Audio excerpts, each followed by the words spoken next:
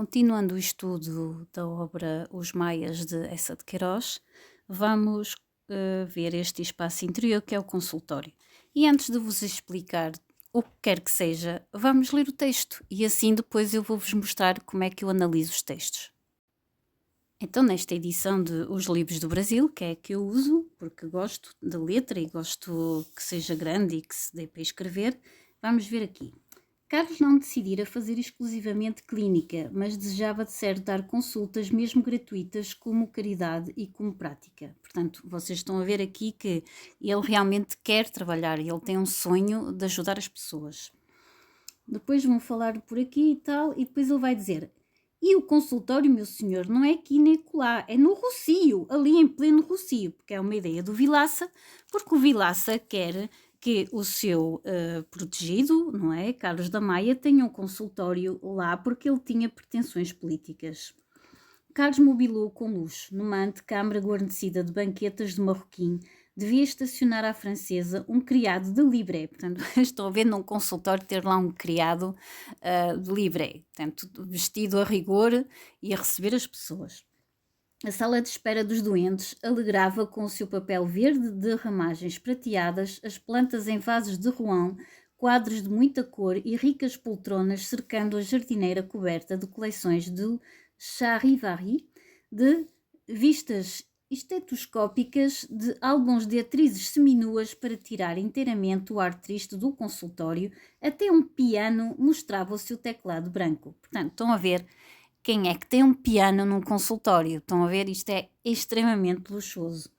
O gabinete de Carlos ao lado era mais simples, quase austero, todo em veludo verde-negro, com estantes de pau preto. Alguns amigos começavam, pronto, depois ele vai ver, depois vão ver que tem um divã no gabinete, etc. E depois ele também vai anunciar o consultório nos jornais, mas depois quando viu o anúncio Juntengo Madeira da Boa Hora, decidiu retirar o...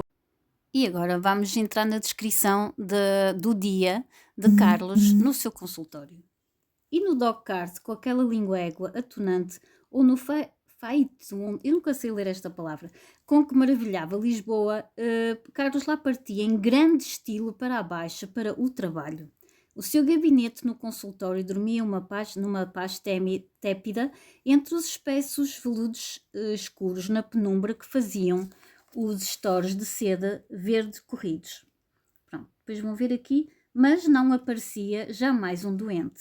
E Carlos acendia um cigarro lá ferme, tomava uma revista e estendia-se no divã. A prosa, porém, dos artigos estava como embebida do tédio moroso do gabinete. Bem depressa bocejava e deixava cair o volume.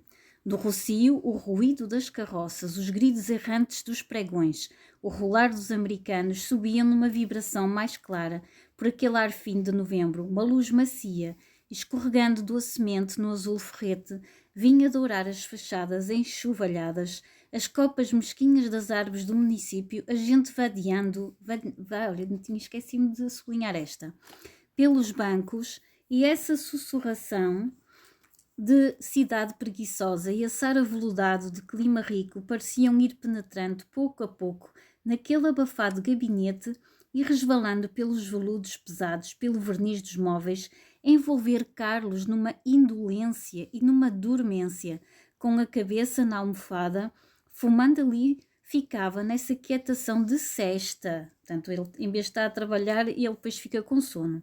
Num cismar que se ia desprendendo, vago e tenue, como o tenue e leve fumo que se leva de uma braseira meia apagada.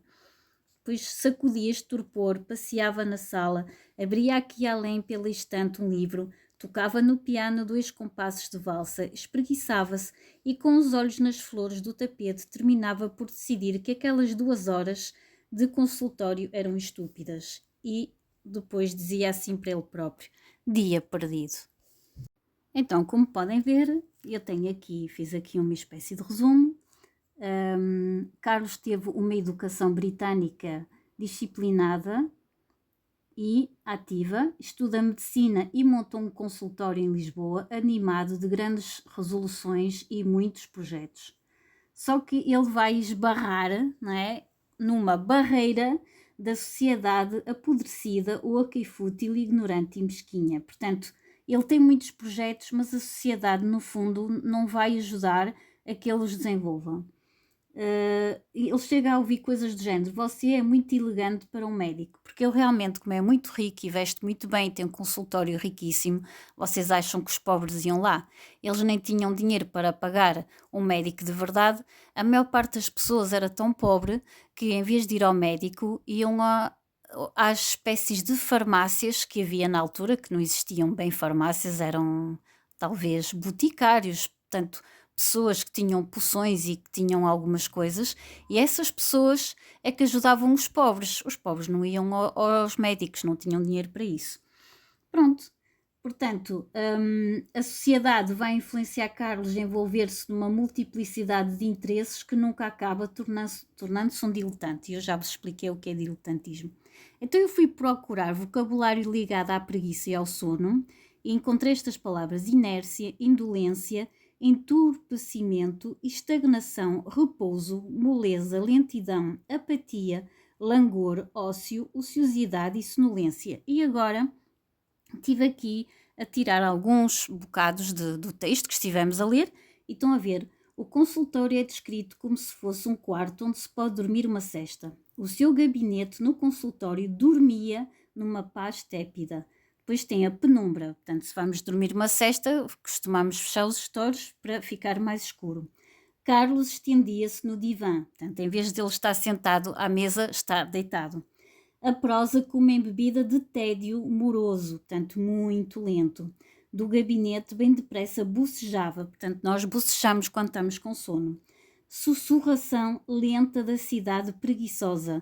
Portanto, estão a ver aqui a parte daquele murmúrio que vai tipo embalando quando estamos assim um bocado com sono, como se fosse uma música de embalar. Envolver Carlos numa indolência e numa dormência.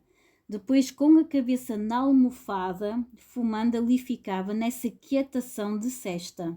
Sacudia depois o torpor. Estão a ver, todo este vocabulário foi escrito de forma a mostrar-nos como ele se aborrecia de morte no consultório, porque nunca aparecia ninguém. Por isso é que quando ele estava lá ao fim de 2 horas, ele dizia: dia perdido, ia-se embora. Para que estava lá? Fazer o quê, não é? Não aparecia ninguém. Ele estava-se a aborrecer, então mais valia sair.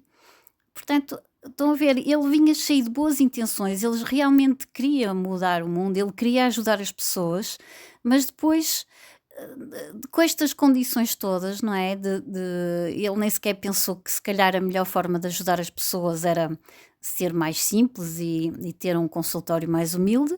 Ele criou um consultório à sua imagem, à sua riqueza, e é evidente que ele assim não ia ter pessoas para ele consultar.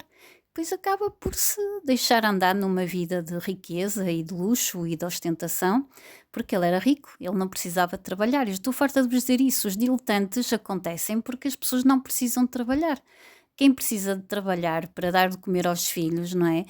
Tem que trabalhar, senão os filhos vão passar fome.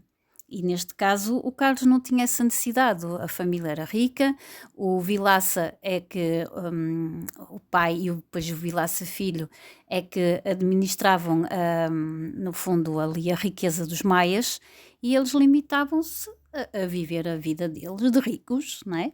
Portanto, daí o diletantismo. Ele também não teve assim tanta culpa, entendem o que eu quero dizer? Ele é fruto da sociedade em que vivia também e da indolência dos maias. E pronto, estão a ver como é que se estuda uma coisa? É ir ao texto procurar os indícios. Já vos disse isso muitas vezes. Não há milagres, vocês têm que ler os textos. E quando tiverem que responder nas questionários que há nos testes, têm que ir ler os textos e dar exemplos que estão no texto. Então, boa sorte para o estudo dos maias e até à próxima.